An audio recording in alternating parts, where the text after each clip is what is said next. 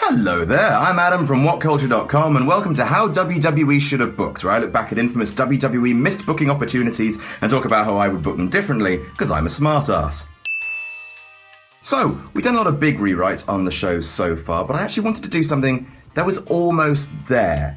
There was just a few boneheaded decisions away from being perfect. And that's Daniel Bryan joining the Wyatt family to form the hairiest stable of all time. So, how the WWE did it? Well, at Hell in a Cell 2013, Daniel Bryan was facing Randy Orton for the vacant WWE Championship. Bryan had been kicked around for absolutely months over this belt, and Shawn Michaels was a special guest referee in a Hell in a Cell match between the two men. Daniel Bryan hits Triple H with a running knee, Shawn Michaels counters with a sweet chin music to Bryan, and then Orton pins him. The thing between HBK and Daniel Bryan, that's not really followed up on in any way. So that's a bit of a shame. Then, after Hell in a Cell, Daniel Bryan starts to be haunted by the evil Duck Dynasty. These guys, Bray Wyatt, Luke Harper, and Eric Rowan. They're the Wyatt family, and they want Daniel Bryan to join them, presumably because he's got such a lovely beard, it would go with the collection. So they start to attack him. They Sister Abigail him into a chain link fence. That looks like it sort of hurts, I guess. Then at Survivor Series, the match is made. The Wyatt family versus CM Punk and Daniel Bryan in the 3-on-2 handicap match, with CM Punk and Bryan win. Oh, that's a shame. Then at TLC, Bryan faces the Wyatt family in a 3-on-1 assault, which Bryan loses. Then shortly afterwards, he relents, saying, "I've had enough punishment. I can't take this anymore. I agree to join you." Then what happens is the Wyatt family lose every match pretty much they're booked into. That's odd. The Usos beat them a huge bunch of times. Bray Wyatt and Daniel Bryan finally get their hands on the Usos in a cage match. Again, the Usos win, and then Daniel Bryan is going to offer himself to be Sister Abigailed, which is a ritual that they do, and then Bray Wyatt picks him up, but Daniel Bryan pushes out of it, and the crowd goes nuts on Raw. He then leads them in a really slow yes chant, betrays Bray Wyatt, quits the family, goes back to being himself, and they have an amazing match at the Royal Rumble, and then that's it. It wasn't a bad feud. It culminated with a match of the year, so that's never really a bad feud, but it just didn't quite make sense. You see, the logic of Daniel Bryan leaving the Wyatt family should have been either because he tricked them or for moral reasons, but it looked like he just left because he wasn't getting any wins, which kind of made him look a bit like a villain. It was weird logic. They didn't quite clean it up. And I can do it better. So we start at Hell in a Cell 2013 with Daniel Bryan versus Randy Orton in that Hell in a Cell match, but no Shawn Michaels, the special guest referee. Sorry, Shawn. So Daniel Bryan has Randy Orton set up for the running knee. He's leading the crowd, yes, yes, yes, but then the camera goes, or whatever it is that the Wyatt family thing does. So the lights go out, and when they come back up, Bray Wyatt is in the ring. Now this is before he's pulled this trick way too many times, and everyone's like, oh snap, how long was Bray Wyatt under the ring? Then Bray Wyatt picks up Daniel Bryan, Sister Abigail's him, Randy Orton gets the cover, 1, 2, 3. Bray Wyatt prays over Daniel Bryan's prone corpse.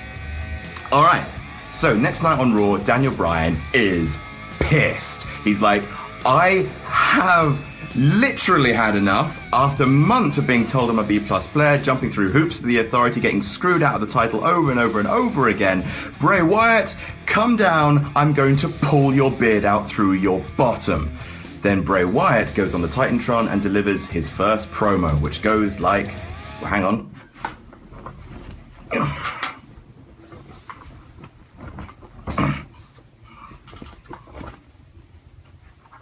And smoke machine. Hey man, what is it you want, Bryan? Do you really want to be seen as a hero? Or do you want to unleash your inner monster?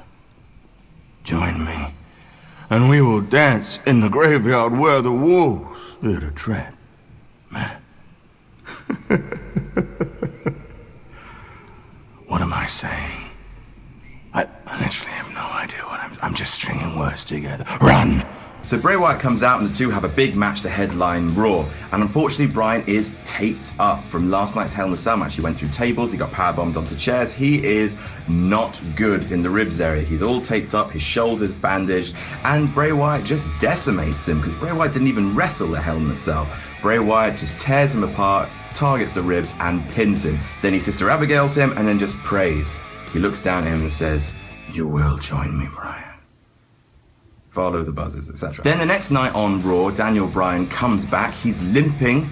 He's even worse. He's in an even worse state than he was before, but he's in a backstage segment saying, "I am not going to give up. I'm going to keep fighting." And bam! Bam, bam, bam! He's attacked from behind by the Wyatt family, and they Sister Abigail him into a concrete wall. You know, ouch. So they basically leave him lying, leave him taken away on a stretcher. He comes back the next week. Even though Daniel Bryan got a concussion, Daniel Bryan is coming back and saying, I want you, Bray Wyatt, and I'm gonna get you. Then the Authority come out. They're loving this, by the way. The Authority come out and say, you can have him, but you have to beat Rowan, you have to beat Harper, and then you get to Bray Wyatt. So Daniel Bryan fights Rowan. He's in a bad way, but just manages to roll him up. He gets a fluke victory, but he can't overcome Harper. He can't even overcome Luke Harper because he's wrecked. They've beaten the crap out of him. So Daniel Bryan gets pinned by Luke Harper. Bray Wyatt comes up, another Sister Abigail, and he takes to the mic saying, "Who will help this man? No one will come to save you, Bryan. You will join me. You get to choose when this stops, Bryan." And then suddenly we hear CM Punk's music. CM Punk comes out and is like, "I'm gonna stand with you because I've got nothing else on." So CM Punk and Daniel Bryan have the match at Survivor Series. Only it's a 3-on-2 elimination match. Okay? Because we need to make Punk look a bit strong because he's getting stroppy. So CM Punk and Daniel Bryan fight the Wyatts at Survivor Series. CM Punk manages to beat Rowan and Harper. He eliminates those two men but gets blindsided and eliminated by Bray Wyatt. Then it's Bray Wyatt and Daniel Bryan, and Daniel Bryan is just, he's not good. He's in no way, shape or form able to compete. He shouldn't have been medically cleared. Bray Wyatt beats him again. Daniel Bryan has not been able to buy a win. And then Bray Wyatt plants him, walks away, and then Daniel Bryan says, Stop, okay. I'll join you. Just let it end." Bray Wyatt walks back to the ring. Daniel Bryan offers himself, and then kaplow! Sister Abigail to the mat.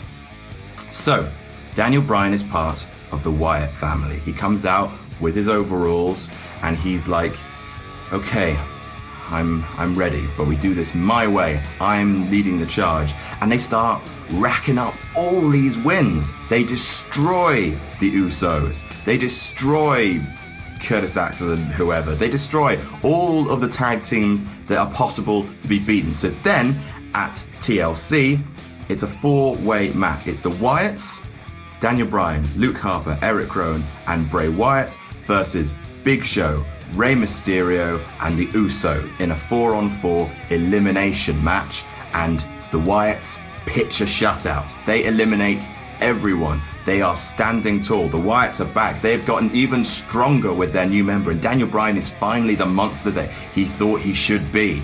And then we get to the Royal Rumble, because in the lead up to this, Daniel Bryan and Bray Wyatt have become inseparable.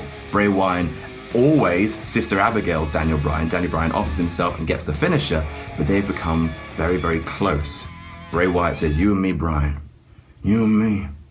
We ain't gonna go to the promised land, Bryan. We're gonna go to WrestleMania, man." Etc. So in the lead up to the Royal Rumble, these guys are looking like the heavy favorites. Together they beat all of the favorites, but then, oh no, Batista's back. Oh no, Roman Reigns. Oh no, CM Punk. So there's a lot of people who could potentially win the Royal Rumble. So, Royal Rumble happens. CM Punk and Daniel Bryan, they're the ones that sort of started out. So CM Punk versus Daniel Bryan. CM Punk's feeling betrayed that Daniel Bryan turned his back on the good guys, and they duke it out through most of the match. Then Luke Harper and Eric Rowan, they join Daniel Bryan, they go on a bit of a tear. Then finally, Bray Wyatt enters at about 20, and they tear the ring apart. They eliminate, it takes all 4 of them, but they eliminate CM Punk, and they eliminate most of the other superstars.